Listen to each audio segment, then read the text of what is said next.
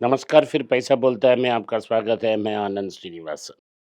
आज सोने के दाम में एक गिरावट थी, ₹75 गिरावट 18 कैरेट में, 120 22 कैरेट में और 131 24 कैरेट में। चांदी के दाम में ₹15 की गिरावट है, लेकिन फ्यूचर्स मार्केट में 2,67,200 में मिलती है या ₹267 पर ग्राम। रुपया का दाम बहुत नीचे आ गया। एक समय आज ₹96.90 पे डील कर रहा था, लगभग 97 तक पहुंच गया, 97 तक पहुंच गया। क्रूड का दाम 110 है।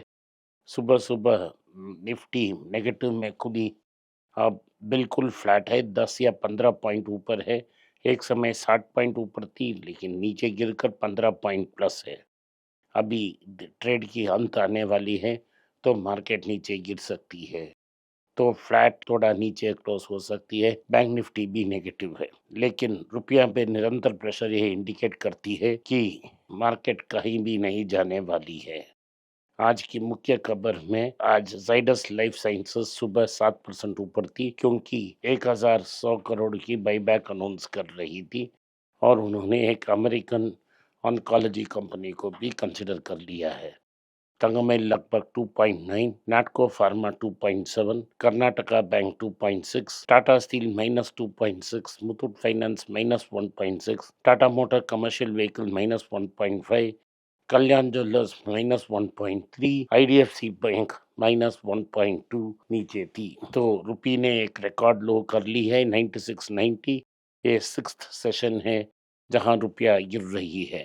आरबीआई ने भरपूर कोशिश की, लेकिन 5 या 10 पैसे के ऊपर नहीं जा रही है।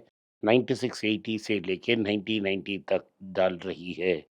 Strong dollar, high crude, widening trade deficit, export की कंपनियां जैसे आईटी और फार्मा के लिए बेनिफिट है, लेकिन इंपोर्ट हेवी कंपनीज के लिए प्रॉब्लम है। ट्रंप ने कहा है कि ईरान के साथ वो डील कर लेंगे, लेकिन कोई डील के बारे में अभी तक डिटेल नहीं आ रही है।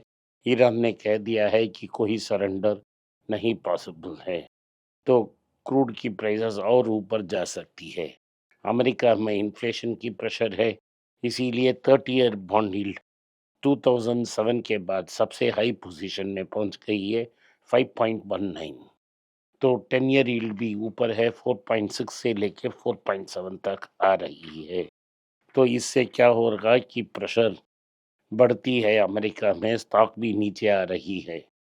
क्रिसिल कह रही है कि वेस्ट एशियन कॉन्फ्लिक्ट के कारण भारत की इकोनॉमी हर्ट होगी। आईटीसी और गॉडरे फिलिप्स ने एक सिगरेट के दाम में और बढ़ावा की है। इससे किसको फायदा मिलेगा? इससे चाइनीज ब्रांड को फायदा मिलेगा। सारी चाय की दुकान में चाइनीज सिगरेट्स मिल रहे हैं। चाइनीज सिगरेट्स में न ड्यूटी है, न टैक्स है, इसीलिए बहुत चीप है। फायदा सिर्फ चाइना का है। सो साहब और मेम साहब की जो गवर्नमेंट है, वो सिर्फ चाइनीज सिगरेट मेकर्स को बेनिफिट कर रही है। जाइडस लाइफ साइंसेस की Q4 प्रॉफिट बढ़ी है, और इसके बावजूद भी उन्होंने एक one time cost legal settlement में खर्च की। जाइडस लाइफ साइंसेस ने अमेरिका ऑन्कोलॉजी को एक्सपेंड किया है। असोटियो नाम का एक कंपनी को कंसिडर कर लिया है।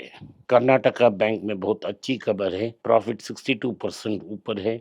बेटर क्वालिटी होगी, तो कर्नाटका बैंक की strong earnings growth, improve bad loan ratios के कारण और हायर ऑपरेटिंग प्रॉफिट्स के कारण आई है। ₹5 का डिविडेंड है। हमने इसे 35 ले लेके 70 तक कंसिडर किया था, इसीलिए इसे हमें बहुत अच्छा रिजल्ट मिल रहा है। जिन लोगों ने एवरेज 50 में कंसिडर किया है, उनमें से 25-30 को तो वापस प्रिंसिपल ही मिल चुका होगा, एक बड़ा पोर्शन मिल चुका होगा। आरबीआई का ट्रांसफर करेगा 3 लाख करोड़ गवर्नमेंट को। ये अच्छा एक्चुअल प्रॉफिट्स नहीं है, ये मैन्युफैक्चर्ड गेन्स हैं। नोट को प्रिंट करके वापस दे रहे हैं। किसी भी बड़े इकोनॉमी में इतना बड़ा डिविडेंड ट्रांसफर कभी नहीं होता। जेपी मॉर्गन कह रही है कि निफ्टी की द प्राइस 20,500 तक गिर सकती है एक बेयर केस में। अगर ये 20,500 तक गिरी है, तो इसका मतलब सीधा है कि रुपया 100 तक क्रॉस कर देगी। भारत कह रही है कि वो नॉन एसेंशियल इंपोर्ट्स को कर्ब करेगी ताकि भारत में रुपये की सपोर्ट हो जाए। गवर्नमेंट कह रही है कि वो सिलेक्टिव इंपोर्ट्स को बैन करें। एक आदमी की नॉन एसेंशियल दूसरा आदमी का एसेंशियल होगा। ये सब ये इसीलिए हो रही है कि भारत के पास पैसा नहीं है और प्रेशर हो रही है। फॉरेन इन्वेस्टर्स टाटा कंपनी की स्टॉक्स बेच रहे हैं क्योंकि टाटा ट्रस्ट में लगातार तनाव है। अब तक एक साल में 10 लाख करोड़ का नुकसान हुआ है, लोग बेच रहे हैं। लेकिन मुझे लगता नहीं है कोई बड़ा प्रॉब्लम नहीं है, ये प्रॉब्लम अपने आप सुलझाया जाएगा। लेकिन अभी तक ये सारे स्टॉक्स बहुत एक्सपेंसिव हैं, इसे कंसिडर करने से आपको फ़ायदा नहीं होगा। रिलायंस, टीसीएस और एचडीएफसी बैंक में बिगेस्ट एफपीआई सेलिंग हुई है 2022 के बाद। लार्ज कैप फाइनेंशियल और आईटी स्टॉक्स जो मार्केट के डार्लिंग थे, उन्हें लगातार पनिश किया जा रहा है। बिल गेट्स ने अपना आखिरी स्टेक माइक्रोसॉफ्ट में बेच दी है।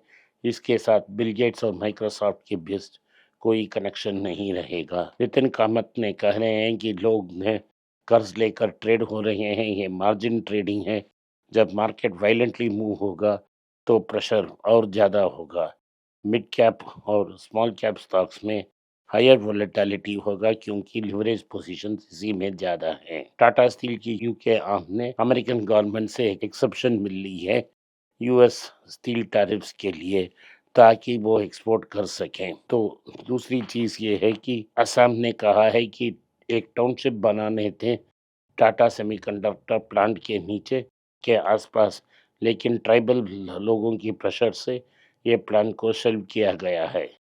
एचएसबीसी ने कहा है कि डॉक्टर रेड्डी की टारगेट को वो बढ़ा रहे हैं क्योंकि वो ब्राज़ील, कनाडा और ग्लोबल एक्सपेंशन प्लान बहुत अच्छे हैं। इंडसइंड बैंक ने कहा है कि ये विजिल ब्लोअर की एलिगेशंस फॉल्स हैं और रेगुलेटर स्क्रूटनी कर रहा है। मेटा ने कहा है लोग लगभग 8,000 लोगों को नौकरी से बर्खास्त कर रही है और 6,000 लोगों को जॉब ओपनिंग्स को क्लोज कर रही है।